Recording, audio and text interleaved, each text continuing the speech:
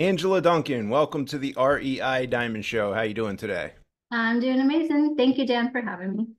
Cool. So before we jump into your backstory, why don't you tell me about what's hanging on the wall there? I mean, it's tough for my screen. It looks like some money there, a $2 bill and some things. You want to give us a little background there? Yeah, absolutely. So one, I've always been kind of obsessed with paper money ever since I play with board games and just the money portion of it. And so what I love to teach people now is that, this is a piece of paper. It doesn't care who you are, where you came from, your education, man, woman, it has no emotions. And so we want to teach you that it's just a piece of paper and it's a tool to help you in your life. I love it. So do you want to give our audience some background on who you are and maybe a Reader's Digest version of your career? Yeah, absolutely. So I grew up in Section 8 housing and welfare. I like to say that it's a poverty mindset beginning. I didn't know anything about money. My mom was a single mother, and I definitely didn't enjoy being in poverty. I shared a room with my little brother and had free lunch programs, and I took the city bus to school. It was not a great, fun way to grow up. But at the same time, I do think it's advantageous for me because when you don't have money, you don't really have that fear of losing it because you never had it, right? So as soon as I was old enough to sign my own lease, I had several jobs and I started my college journey. I really wanted to be a stockbroker. I thought I was completely fascinated with stocks. I wanted to go trade on the exchange. And when I graduated and kind of got in that field, I quickly realized that I just don't have the heart or the stomach to be in that industry. And that's when I switched to real estate. Nice, nice. So do you still have the brokerage business as part of your career, or is that in the past now? That's in the past. Sold that a few years ago by way of divorce. We can't both own it if we're not really married and together anymore. So he took that over and I walked away with cash, but I definitely have continued my real estate journey. Yeah, maybe that's for the better. I don't know how that brokerage is doing, but I know that we have a lot of brokers dealing with a lot of pain in the marketplace from the low transaction volume. And then you layer on this NAR settlement that everyone's talking about. And it's like a lot of unknown for the brokerage community. And on the investor side of things, prices going up, prices holding. I mean, things have been certainly good for our company. We're blessed. But yeah, the brokerage community, from the people that I hear back from, it's a challenging time out there for a lot of people. Yeah, definitely agree. And the interest rates. I mean, people got used to these really low interest rates and then, it's kind of stayed for a while, which we can talk more about has definitely affected the commercial market as well. Oh yeah, oh yeah. So why don't we start with the mindset around money? Because from doing the research, that seemed like a big part of what your everything you've published kind of starts from there. And even from coming from the background that you just shared with us, I you know, we had food. My mom and dad owned their house, but we certainly weren't well off. And when dad's business kind of took a dive, things got tight for us. And looking back at the hungry years, I can see where my hunger and tenacity was probably born. And my daughter got to experience some of that because my story includes drug addiction and alcoholism until I was 32 years old. And so she was probably, 10, 11 years old when I got sober. Um, so things changed dramatically and then kept growing since 2012 into the current day. So she might have some of the hunger to be able to get that, um, the tenacity that comes from growing up that way. But you look around and you do probably, maybe you do. I know I see sometimes people who grew up, with enough money, with plenty of money, let's say, they don't have the same hunger and tenacity to like go out there and get shit done, right? So what would you say, how would you layer on to the mindset of money and the things maybe I started with, and what direction might you take it? Yeah, hunger is a good word, actually. I think my hunger was I don't want to be poor. And how do I change that? And I don't have the education, I don't have the money knowledge, I don't know anybody who has money. So where do I go find these people? And I just have a very curious mind. I think that's a great skill set that I personally have, and I've learned to kind of use that to my advantage, right? And so early in my career, I worked for a bank when I was in college, and then when I graduated, I still worked for the same bank. And I would look around to see who looked like they were successful, right? Things like cars and vacations and homes that have this appearance of being successful. I would just start asking them questions and asking them, how do you approach business? And not necessarily like, what are you investing in? Because to me, how you treat people is much more important than actually having the book knowledge of investing. Whatever vehicle you're choosing, whether it's real estate, stock market, whatever, having people skills, I think, is more important. So I would ask them questions like, what do you do to find clients? Or, how do you build your book of business? And what's important to you? And how do you ask questions to clients? And they would role play with me and kind of teach me how to have conversations with clients. So one, we can understand what the client needs.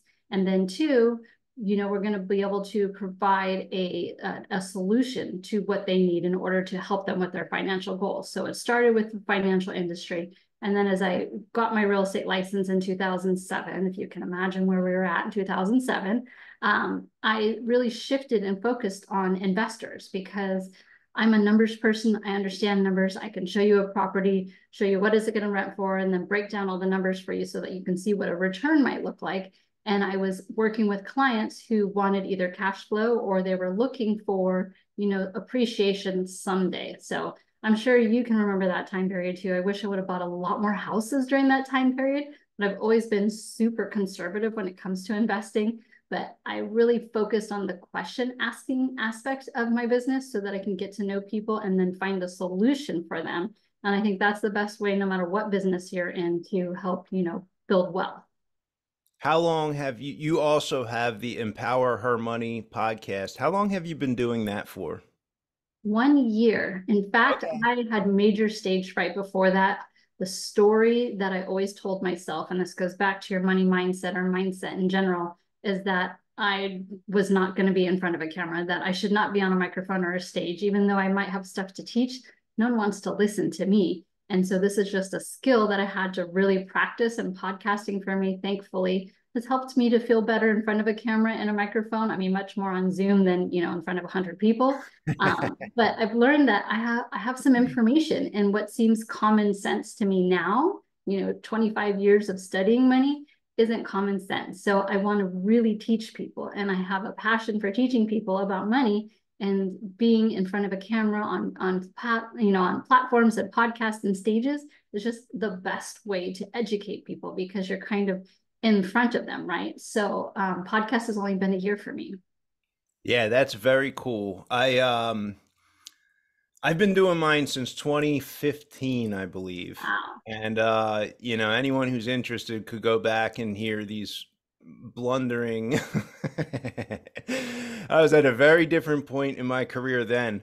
But one of the things that came out of hosting the podcast, and I wasn't, I did it consistently for a while, and then our business took off, and so there'd be an episode every month or two, and then I've gotten back to consistency and really come to enjoy it again as we stabilized the business and got a lot more systems in place that sort of relieved the pressure on me so I could show up for the audience again. But one of my critical skills in hosting the podcast is coming up with some better questions to ask. Well, the guests, obviously. Then you have to actually learn how to listen, right? And so that's part of it because you're going to build another question, hopefully, off of what's being said. But also asking questions of myself, right? What questions are you asking yourself that generate a new course of action? And a lot of people haven't figured out what the question is. So what do I want out of life? What are my goals? What are my next steps to get there? Why do I even want to achieve those goals? Where do I want to live? Who do I want to be in a year? Do I care who I am in a year? Am I even asking any questions of myself to try to formulate some vision for the future?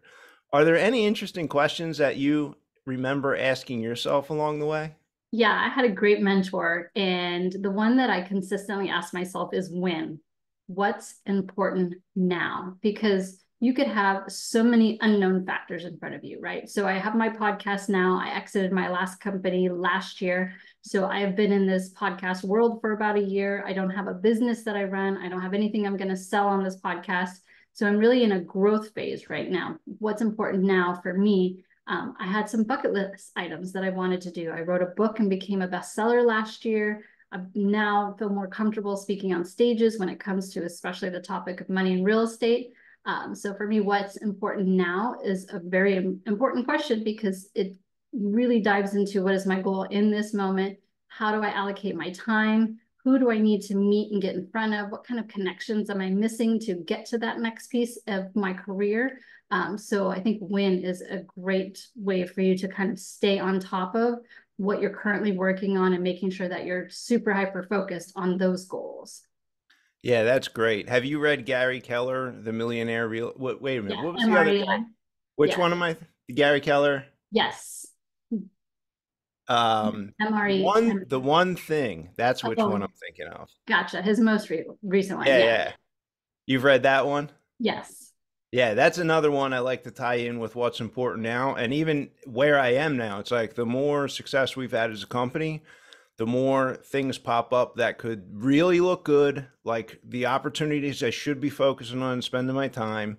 And I try to dial it back in with what's important now, but what is the one thing that if I get it done, it's going to make a lot, like everything else or a lot of the other stuff irrelevant for whatever I'm trying to accomplish.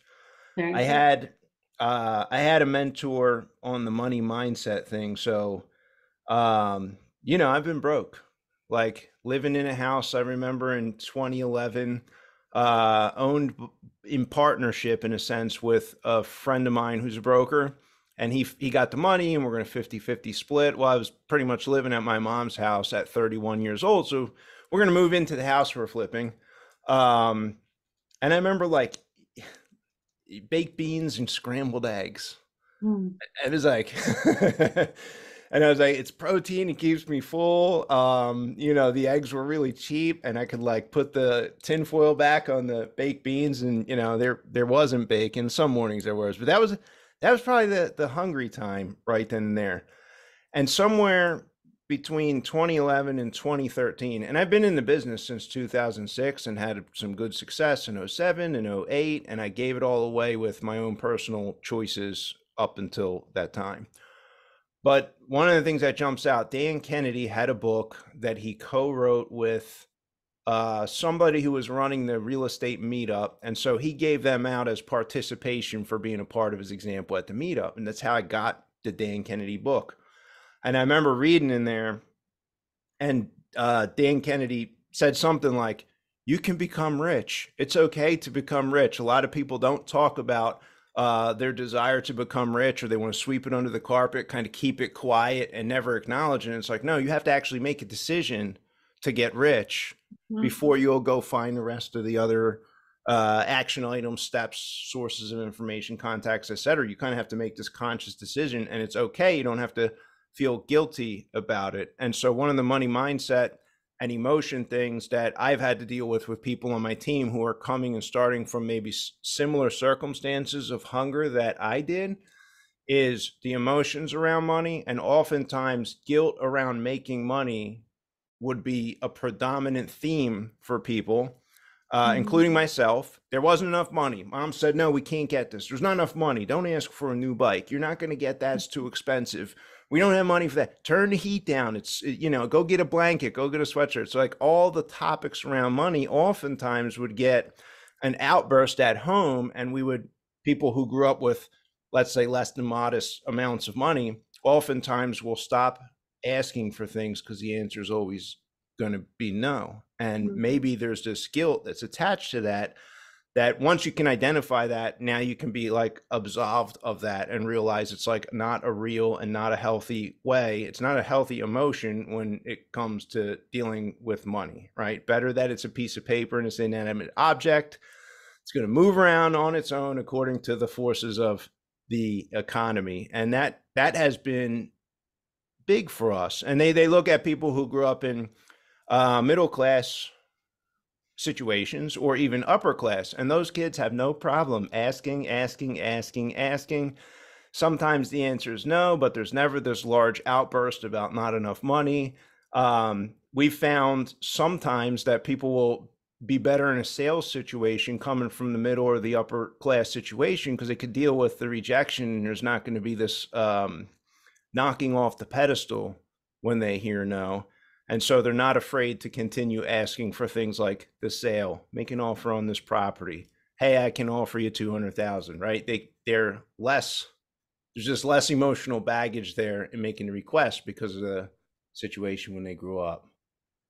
Giving yourself permission. That's what I think it comes back to too. I'm giving myself permission to want to have more, to create more wealth. I'm giving myself permission so that I'm okay with it, versus like you said, when you have that background of there's not enough, or you have that I'm scared or the anxiety around money. It's having a conversation with yourself first so that you can get past that belief of what you were told. And that's no longer true for you today. It might have been back, when it was being told to you, but you ask yourself, is that my truth today? And it's up to you to change your own story. But you start with giving yourself permission to change your story, giving yourself permission to want more, to desire more, to create more. And then I know that when I do that, that abundance that I'm bringing in, I'm not just going to hoard it. I'm going to give it to other people. I'm going to hire employees. I'm going to build a business. I'm going to give to charity and be able to, affect the people around me by first giving myself permission to have more abundance in my life.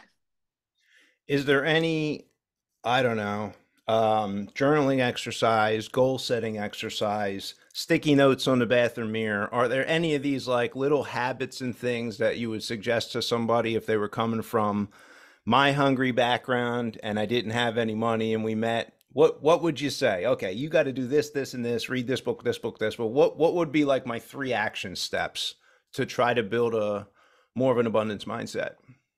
I first start with the person. How do you receive information? I'm a very visual person, so I have a huge whiteboard here in my office behind me. It's literally like 6 feet by 4 feet. And I'm always writing stuff on there, whether it's my what's important now goals or any quotes that I come across when I love to read books. So if I find something that really speaks to me, I'll write that quote up because it obviously means something to me in that moment.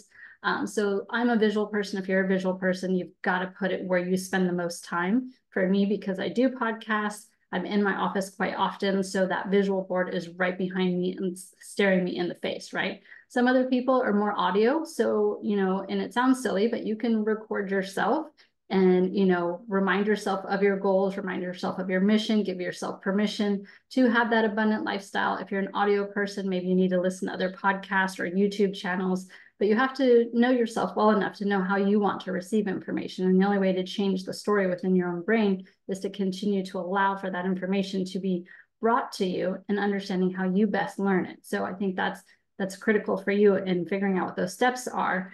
Some people like to jot things down. I'm not a big journaler. I do journal in the morning, and it's mostly just a download of what I was feeling in that moment because that's my quiet time with God and how I pray. So I'll start with the day with the journaling, which really helps me start on a positive note for the day. But then I'm in my office and I'm looking at that visual aspect because I understand that that's the type of person I am, and that's how I need to receive the information. Yeah, there is something to be said about, I mean, when you do the journaling, is it like with a pen? Yes, I have to write it down. And I like pink, so I have a notebook that's pink, and my pen is pink because it just makes me happy.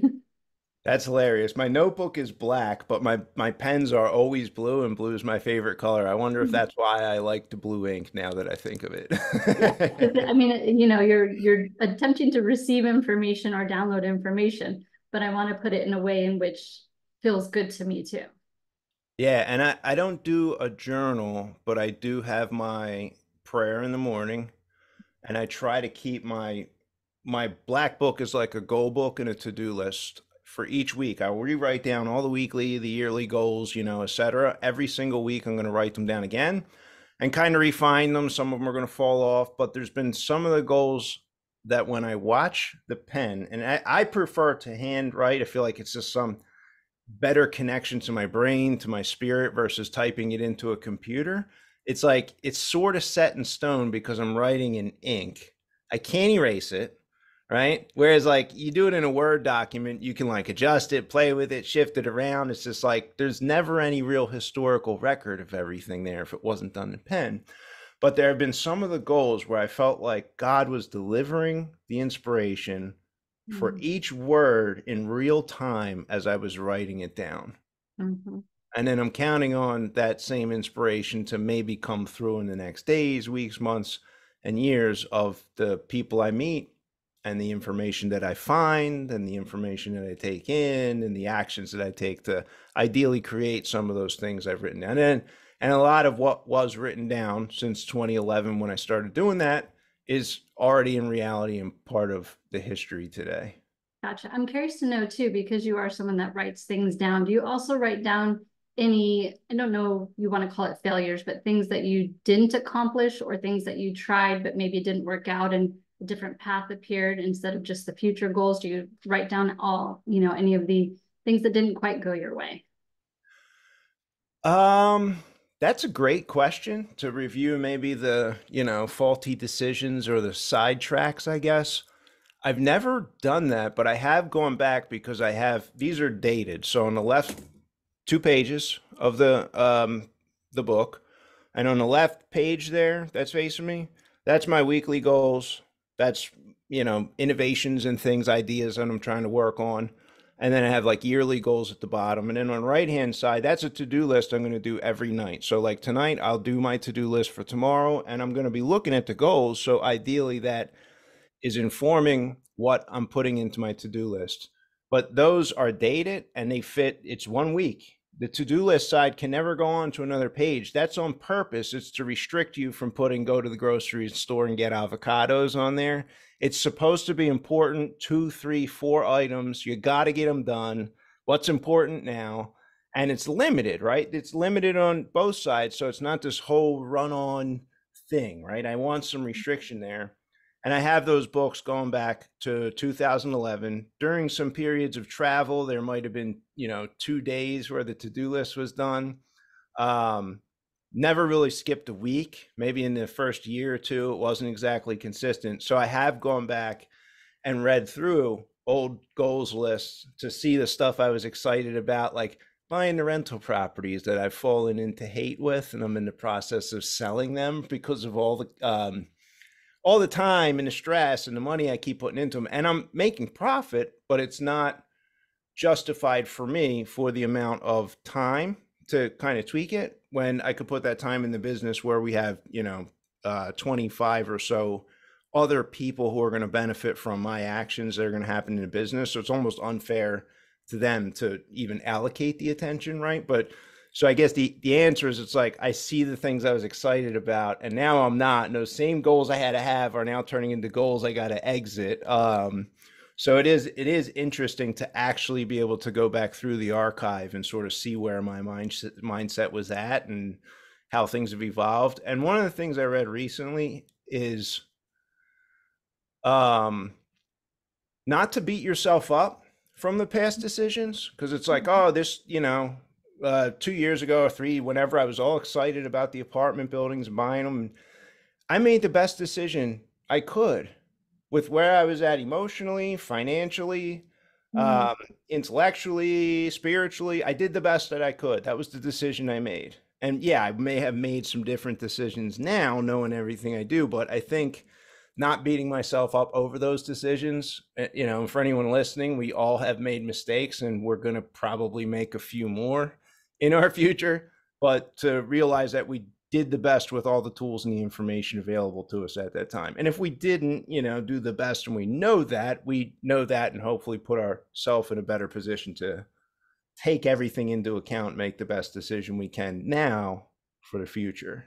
Yeah, and something I think to add on to that is, you're writing down your goals or what you're working on right now is to be creative and dream a little bit and put some things there, maybe one or two items that seem completely out of reach in this moment. But again, going through the act of writing it down, you're giving your brain permission to perhaps open the doors to the possibility of that idea, coming to fruition someday. And I think really when you're giving yourself permission and you open your mind to it, when doors open is typically when you're not looking for them, right? But you've already given yourself permission to say, hey, when I thought about, I really would like to write a book, I happened to come into contact to a coach who helps write books. But I don't think that that would have happened if I hadn't told my brain this is something that I want to look for in this moment. When I thought about it, I didn't think I could ever write a book, let alone become a bestseller. It just seems completely out of reach. But I thought I would like to write a book and become a bestseller. And then that way, when that opportunity came about, my brain is like, oh, that's what you were looking for. And then, that relationship begins. Very cool. What is the name of the book and the premise? Yeah, so the name of the book is called Empower Your Money. I wanted to write a book, 101 tips, like practical items that you could read in the book today and walk away and implement into your life immediately. That's how my brain works, right? Tell me what to do. Give me the action items so that I can go do that. So empower your money because it's about you. It's not about me. And I really wanted the focus to be on women because, I go back to my mom. Perhaps if she had a different mentor or different knowledge as a parent, then maybe I would have had a different lifestyle. I might not be where I'm at today, but I want to reach those people who don't have the mentors in their life, or perhaps they just don't know any different. They didn't have the education.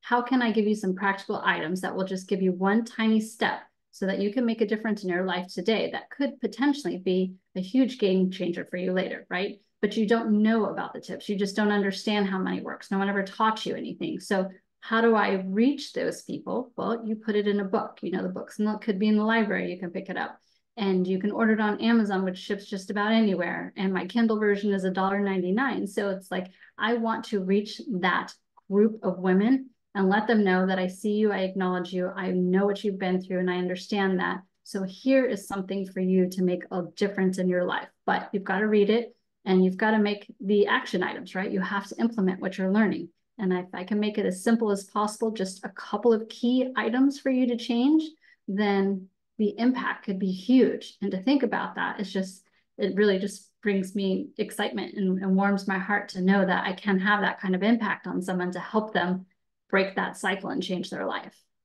What are three examples of tips um, that maybe the people doing them think are commonplace, but you put them in the book and they're not commonplace for people on the front end before you've achieved a certain level of financial intelligence? Right. So one of them is understanding how many apps are out there right now where you can generate money. I mean, most people know about, Rover, where if you have a free Saturday and you want to go walk someone's dog, you can get paid for it. But if you have a house with a backyard, there's an app where you can rent out your backyard to other dog owners because they live in a condo and they just want to let their dogs run around, right? You can Wow. your garage, you can rent out tools. We obviously know about like renting out a room and some of those things, but just opening your eyes to other opportunities that you already have right now that maybe you're not utilizing to create more income. And maybe you need to get out of debt. Maybe you have some financial goals. Like, how do I help teach you other ways to make money? So that's one of the things. I also like doing swap parties, depending on what you have in your house. It could be, clothes, shoes, it could be cookware. I mean, whatever it is that you might have in your house, doing swap parties with some of your friends, because you can donate it and maybe it goes to good use, maybe it doesn't. So much of our donations actually end up in landfills. I think a lot of people don't really realize that, or it goes to other countries. So how can I have something fun with my friends and we could swap some things that maybe I don't need anymore, maybe they have something and I don't have to spend money, but it brings me into community and it could spark a conversation. Maybe they know something that they can teach me or I can teach them. So being in community and having mentors around you is really important. And then my first tip in the book is giving yourself permission to invest in yourself. Sometimes you hear people say, if I take too much time to read a book for myself, or if I go to school, taking time away from my family. But to me, that is the most unselfish thing that can do. Because if you are taking the time to make yourself a better person, then the impact that you have on everybody around you, your friends, your family, your coworkers, is huge. But you have to put yourself first sometimes. And especially as women, we have a hard time doing that. So I'm giving you permission to invest in yourself first so that you can become the best version of you. Yeah, and I mean, if I take that, giving yourself permission to invest, if I take that to like an infinitesimal size for me back in that 2012 time period, I remember Dan Kennedy. suggested something like 15 or 18 books. He like had this list of books and was like, "Oh my gosh, this is what I have to do to get rich." Okay. And I remember buying them each, Angela. They were like used books on Amazon, and I paid like a penny each or 10 cents each or something. So the total cost without the shipping on like the 18 books was like $3 or $4. Hmm. And then, the shipping was probably $4 a book altogether, but it was like making this $5 investment in myself was sort of out of the question before. And I meet people like that where I'm like, hey, read this book. And they're like, $17 for a book? Right. And there's like this mental block where, maybe it's our guilt around money and we're not giving ourselves the permission to even make that investment. But, going to school in college is probably a 20, 30, 80, $100,000 investment, plus this humongous amount of time away from the family and everyone else. But if the right mentor can give the right book recommendation with the reasoning behind why the recommendation is made, I think that's so important when someone's taking a book recommendation. And they spend that $17 and they do that while the kids are laying in bed with them. Doesn't Hmm. have to be this monumental kind of thing that I'm going to change the world by going to college. And maybe that's where it leads. And you do go to college, and that's the right thing to break the cycle. But it doesn't have to be that big. It can be really small. But even though it's really small, I look at the amount of resistance in my own life and the life of others for something like investing in a book or getting Audible and listening to the book being read if you don't like. And they're like, even me, again, it's like, I don't want to give them the $20 for this book. This just doesn't seem like I'm getting anything. I don't quite feel that way now, but I can remember feeling that way. And when I tell people about Audible in person, I can see their face like, this guy wants me to spend $18 on something on an app. Like, what is this guy doing? They think I'm like making a profit off the recommendation or something, right? And it's just I guess the willingness that comes in behind that Yeah, and permission. force your kids. I mean, if you're going to read the book, read it out loud to them, even if it's for 10 minutes. I used to make my daughter listen to CDs when we were in the car. I would take her to and from school, and she would just, Mom, why can't you be like the other moms and let me listen to music? I said, well, this is my car. And when you have your own car someday, then you can listen to what you want. But right now, I'm going to listen to Darren Hardy. I'm going to listen to Tony Robbins, right? I need this information and I want to learn more. And I hope that maybe you pick up a thing or two. And she hated it. But I know that she retained a lot of that information because as she spoke and, as she's now in college and she's talking about things, I can hear the words coming, from her mouth from things that she learned early on. So, and it has backfired a little bit because now if she drives me somewhere, I have to listen to her crappy music, which is not exciting. But at least I feel like, I was doing what was best for me in that moment, which was investing in my education. But also I know she retained some of that information and now she knows who those people are. She knows who Dave Ramsey is, So I'd rather her know who those people are than maybe some music artists that she could have been listening to on that car ride to and from school. Yeah, and it works too. My dad had us listening to Earl Nightingale in like the mid 80s and cassette tapes.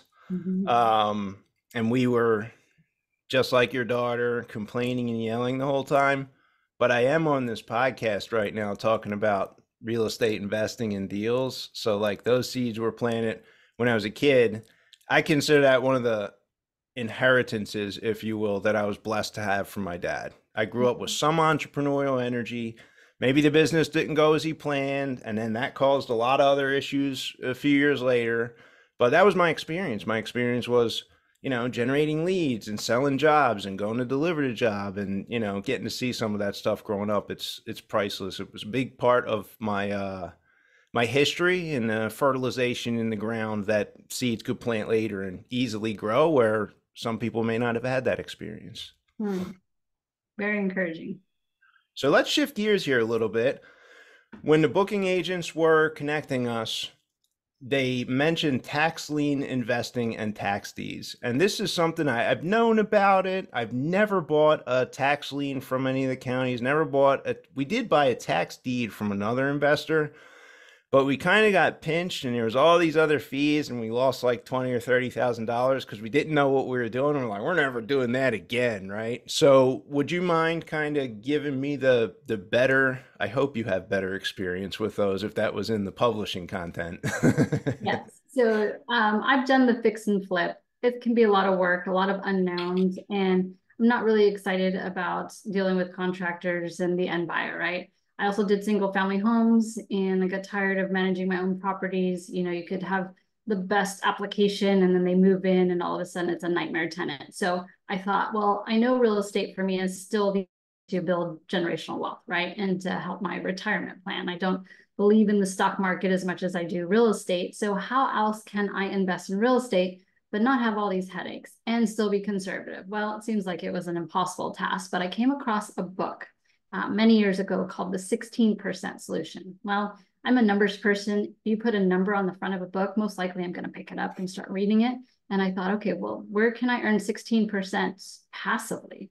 So I started reading about tax liens. I'm here in the state of Florida. So the way that the tax liens work here in the state of Florida is if you own a piece of property and you don't pay your property taxes, the government needs that money. They have to have that money to fund their budgets. They're paying things like schools and teachers and police officers. All of these things need to be paid. So they're asking you to pay your property taxes. And perhaps as a property owner, something happens in your life, maybe you get sick, or maybe you lose your job, or a death in the family, God forbid, and you can't pay your property taxes. You're looking at, can I put food on the table or pay the taxes? Well, I'm going to put food on the table, right? So these liens get placed on your property for that tax that's owed. And every year they go up for auction. It's an online auction today. It wasn't always like that, but it's an online auction today. It opens up in April and it runs through June 1st. So an investor like myself can come and give the government money so that they can fund their budgets. And in exchange, the government's going to tell me upfront what kind of interest they're going to pay me. I like this investment vehicle for several reasons. One, I know what I'm going to make going into it. Florida pays up to 18% interest on a tax lien. So depending on where we're at in the interest rate environment, what other vehicles are available, you can bid and get 10, 12, 14% interest on your money. And I'm essentially loaning the government, who is going to pay me back because the tax lien is first position on any liens for a property. So the government's going to pay me back at some point in the future. And I know I'm going to get my principal back and I'm going to get that interest. And I don't have to deal with fix and flip. I don't have to deal with tenants. I don't have to deal with contractors or real estate agents. The way that I've created my own buy box is, specifically looking for properties who I hope are going to pay back their taxes someday, because my strategy is not to end up with a foreclosure in a property. I'm looking for the homeowner that most likely just fell on hard times for a little bit. They have up to 3 years to pay that money back before that foreclosure process. So my bet is that that homeowner is going to pay it back. I'll get my money plus the interest. Yes, it's taxable. There's no, real estate write-off benefits when you're doing tax liens like some of the other vehicles, but it's conservative. I know what I'm going to get at the end of the day, and I'm fine with that. I've got some work that I do in the front end, but for a couple months out of the year, I'm doing this type of work, and then I sit on it and I wait for the.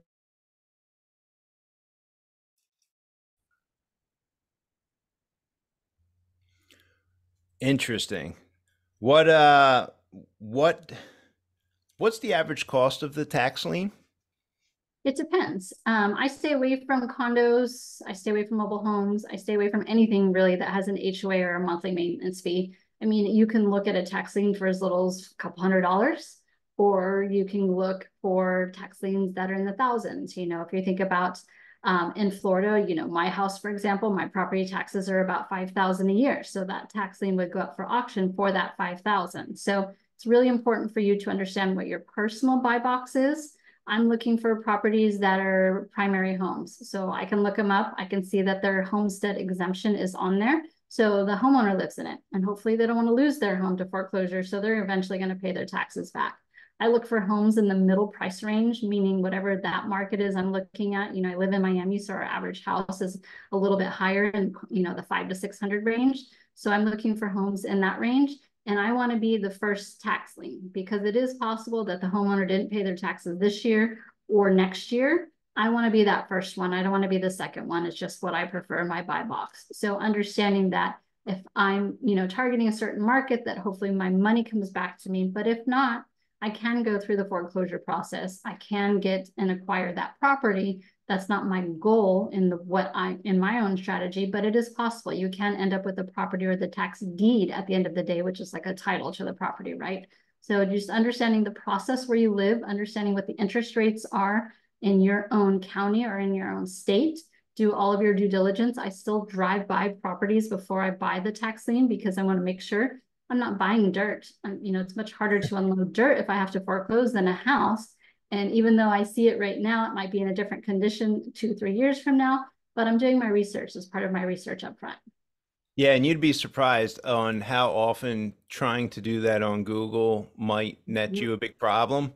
Yep. There's house there on Google, but it's torn down in real life. Um, yeah, Google used to be like relatively new data, but some of those photos on Google Images are like 7 and 8 years old now. So driving by and doing the hard work seems imperative. Have you ever had to take back a property? I have not, thankfully. It's not my strategy, and I hope to not have to do it. But I understand the process if I need to. So at least here in Florida, I understand what the process would look like. And you said up to 18%. If you're bidding, am I right in assuming uh well, let me see if this is the process.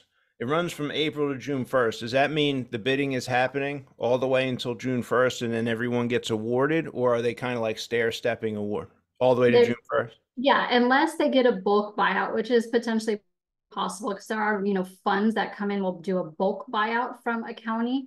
Yeah, usually that's what occurs. It opens it up so you can see what the inventory is available, so you can do your research, make your bidding, change any bids if you wish, but then it has a hard stop. And On the first. yeah, so you're probably going to ask this. So say, for example, you and I are bidding on the same tax lien. Well, I tell the county that I want 12%, and you say I want 10%. The county is going to go with your bid over mine because it costs them less than, if you're taking 10% interest and I'm wanting 12, they're going to award it to you because it costs them less to sell that tax lien to you. Doesn't the homeowner actually pay the interest in the end? They do, yes.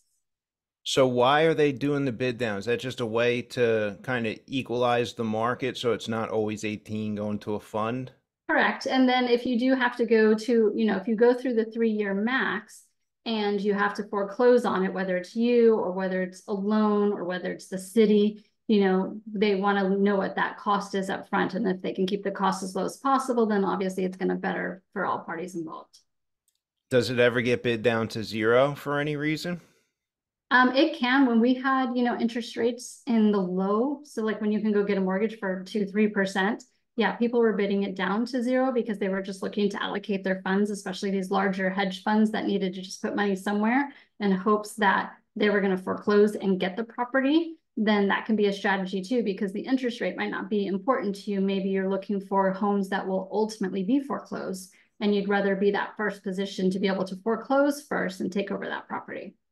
Okay. So if you bought the first, do you have some sort of option to buy the second year first Yep, it before goes through the back to same auction option. again? Mhm. Okay. So you would foreclose on that first lien and then you just have to pay back the tax balance to clear the title for second and third year. Correct. Yes. Okay. Okay. And the mortgage doesn't get paid off with you. If you're the one that owns the tax lien and you do the foreclosure, that mortgage is second to you, and they actually have to go after the homeowner instead of you because this is a government lien and the government takes precedent over everybody. So does that mortgage stay attached to the property or is it wiped? Nope. Wow. You go through that foreclosure process, it can be wiped out. It wipes it. Wow. Because they would pay it, I guess, right? They Yeah, or they're the ones that are going to want to bid when it goes to that foreclosure process. They're going to want to take it over from you and pay you off and then take over the property if their mortgage is bigger than what they think that they can get for it. got it. In your cycle each year, how many of these are on your due diligence list? Usually about 50. I am Okay. conservative and I'm scared to death that I win all of them. So in my mind, I have a budget in place and then I think, okay, well, I'm probably going to win about half of own numbers and what I want to see in my return. And so I budget it that way. Do I have it? You have to have enough cash for what you bid on. That's a key thing for you to know, because if you're the winner and you win all of them, the government wants their money ASAP. So you're going to put that deposit and then they're going to want the funds right away after the auction ends. So don't bid on more than you have cash available, because the government doesn't like that and you don't want to piss them off. Fair enough. How many do you win out of the 50 after it's all said and done usually? Usually about half of what I bid on, I win. Okay. That's a pretty good success rate then. Yeah, and I go by what the market looks like. Right now interest rates are a little bit higher, so what we're going to be able to bid and get is a little bit higher than it was a few years ago when interest rates are lower. And what was your, win average weighted interest rate return a few years ago? And maybe what do you expect it to be this year? Yeah, a few years ago it was around 5-6%. Now we can Okay. get closer to 10. Wow. All right. So roughly 5% higher than where maybe the Fed interest rates are is where the bidding sort of fizzles out, right? Because no one's Yeah, underbidding you. yeah, yeah. Did you see 10% last year in 2023 sale? Last year, yeah, we still saw 9-10%. Wow. Okay, that's interesting. The reason I've always stayed away from them is the people who first taught me about that back in 2006 said, yeah, everyone's going there with the intent to get the property. And so they bid them down to zero. And I was like, well, I don't even want to go do all the due diligence if I'm going to be kind of forced to go after the property in a sense. But the big takeaway for me and everything that you described is there's two strategies to the tax lien investing. It's either you're going for the property and you probably are bidding lower than those rate of returns, or you're hoping you're getting paid back, and that's where your 5, 6, 8, 9, 10% returns are going to be found. Is that accurate? Yeah, yeah. I mean, I think the person too that's maybe bidding it down on the interest rate, hoping for the property, looking for investors, that own properties, maybe they're not local and they hope that, with the market the way it is, or if it's in a bad neighborhood, like a bad neighborhood, then maybe they're, considering that that's going to be foreclosed on someday. But if you look at the numbers, the majority of the homeowners don't usually get foreclosed, especially if, they have equity in the house, then they're going to most likely sell it before they have to get foreclosed. Yeah, that's interesting. Is there like a portal? Is it basically just like all of it's online, or are they like mailing this lien to you or something? And nope, everything's online. It's all electronic. And the payoffs are automated? Yeah, it usually gets directly deposited into your checking account and it can come very randomly. So you're just paying attention to your checking account. Very cool. Very cool. Do we have enough time to touch on the tax deeds at all? Yeah, I mean, a little bit. So some states don't do tax liens. They don't offer that. They will only do tax deeds, which means that they go through the foreclosure process and then they put the deed of the property up for auction. And those are typically in person. So when you see like the courthouse and people bidding, those are tax deed states. Alabama is a good example of them. They don't do tax liens. They just want to foreclose and give you the property. A lot less maintenance for them. Perhaps they have less homes available, so they go that route as well. So that's a good opportunity maybe for some flippers. If they want to go to the auction houses, make sure you do your research, which includes doing a full lien search, hire the title company, maybe do it in bulk with them and get a discount fee, but doing that lien search, because chances are there's other liens. And just because you foreclose a property doesn't mean that, some of those are going to stay on. Like if there's overgrowth and there's city liens, the county and the city liens kind of will stick to the property too over the loan. But you also don't want to do a bunch of research on a property that has a big loan attached, because they're likely going to be at the auction and outbid you. But it's a great opportunity if you already have a system in place for fix and flips, because then once you own the title and you go through the quiet title process to clear it completely, you're getting your own bid. You already know what kind of work you're going to do to it. Maybe you have a group of investors or an email list that's already available to you. So you already have that system in place once you acquire that property, just like you would any other acquire. It just takes, it's a different strategy. Yeah, when we bought our tax deed, that's what happened to us. I assumed, oh, it's clear, it went to tax sale. But it was the city of Chicago boarded it up and then cut the grass for the 3 or 4 years while it was delinquent. And they got to charge above market rates, and it was like a $30,000-$40,000 lien. We were responsible for it, so we took it on the chin on that one. Yeah, and it can be negotiated. I mean, here in Miami, I saw a home with $100,000 worth of liens, all of that similar trash, dirty pool, fence fell over, stuff like that. And the county ended up settling for $10,000. So they can settle for it. You can get an attorney to negotiate it for you. So it's not always full price, but you've got to do your research up front. Otherwise, like you said, you could get nipped in the bud and end up losing money. And we definitely don't want to lose money. Yeah, we were the village idiot that in that deal. But you learned, um, now you know what to do next time. that's right. That's right. Buy property with title insurance the old-fashioned way. So as we get to our wrap up, Angela, what are one or two books that had a major impact on your trajectory from where you started to where you are today? One of my favorites is The Traveler's Gift. And the reason why I love that book is because it has a chapter on being happy and how we can choose to be happy. It's one of the few things you can control in your life is your attitude. So I choose to be happy every day so I can impact other people in a positive way. And then most recently would be Wealthy Habits by Candy Valentino. I love that book, even though I feel like I know a lot about money. She outlines step by step some things that you need to be putting in place and perhaps thinking about money in a different aspect. She starts off the book with money mindset. So I love that she did that, but Wealthy Habits would be my second one. Very cool. And the crown jewel of wisdom, if you could go back and share with yourself, I don't know, 18, 20 years old, so just a few years ago, right?